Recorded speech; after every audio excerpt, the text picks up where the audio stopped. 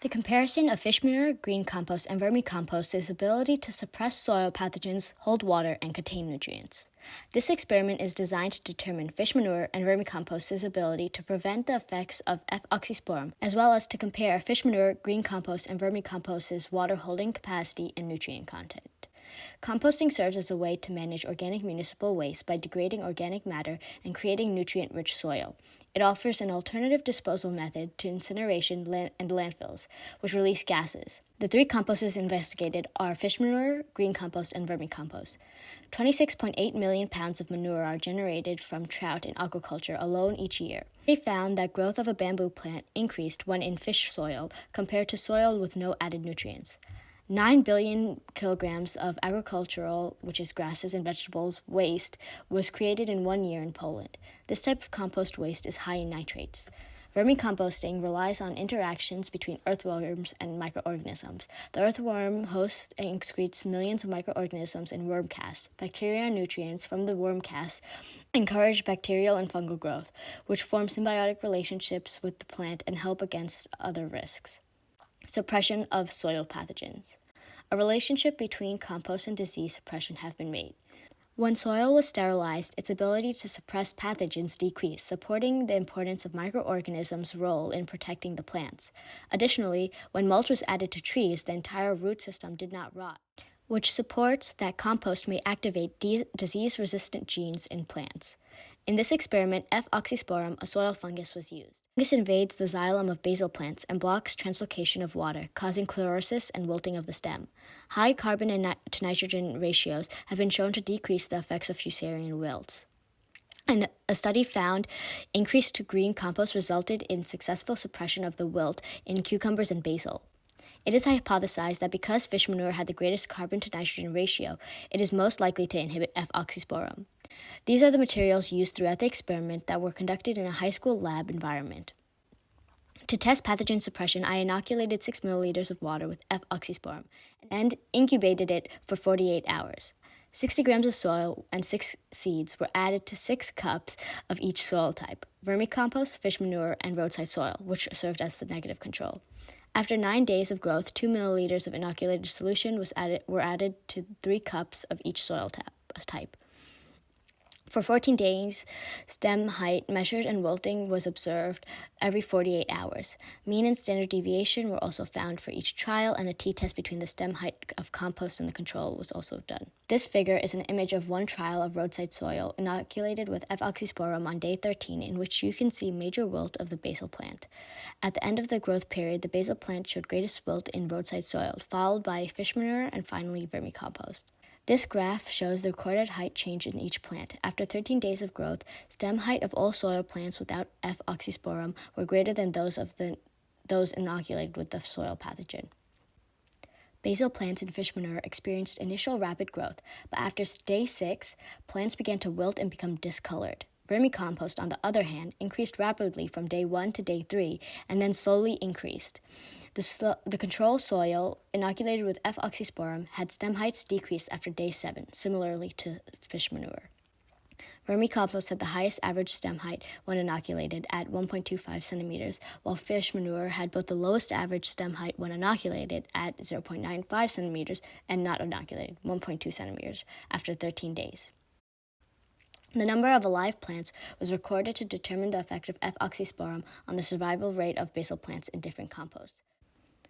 Only vermicompost had a net increase in plants over time, while inoculated fish manure had the greatest decrease in number of plants, 11 dead, followed by the control inoculated, 8 dead. Next, water holding capacity was tested. High WHC prevents runoff, the need for constant irrigation, and gives plants more access to water. A study found that water holding capacity increased when organic fertilizers were added, since organic matter helps increase aggregation of the soil. It was also found that the soil with 4% organic matter held twice as much water as the soil with 1% organic matter. Because the fish manure's high carbon content, it was hypothesized that it will also be able to hold the most water. To test this, 3 filter systems shown in the picture were created for each soil type: vermicompost, fish manure, and green compost. The negative control was sand because of its low bulk density.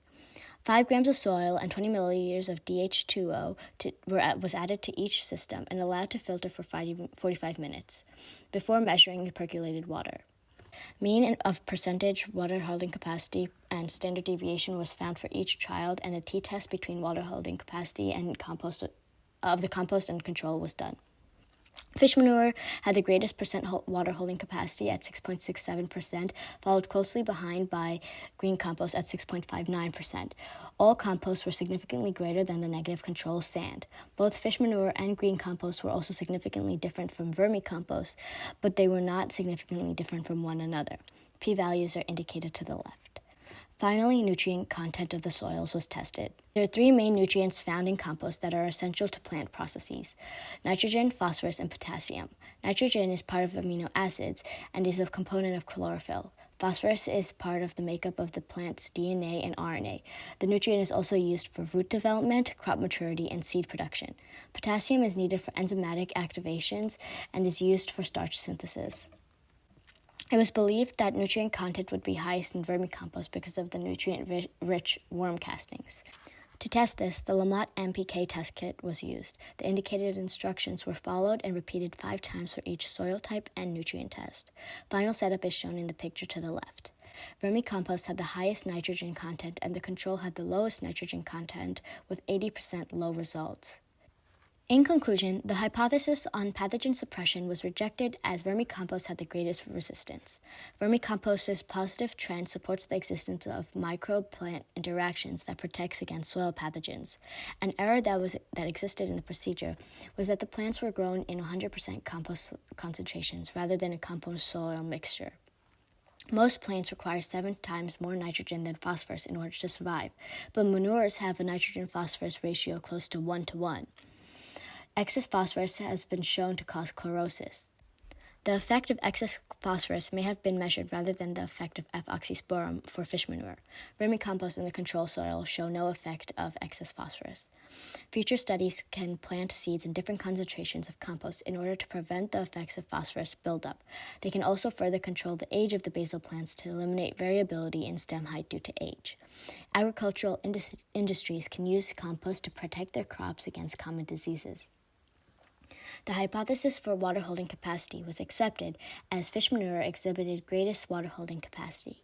Fish manure has the greatest carbon to nitrogen ratio of 25 and is closely followed by green compost with a ratio of 24, which supports why green compost was not significantly different from fish manure.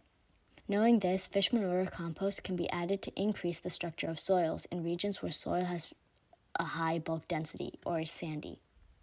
Future research into water holding capacity of composts of different derivatives can also be done. Vermicompost demonstrated the highest nitrogen content, so the hypothesis was accepted.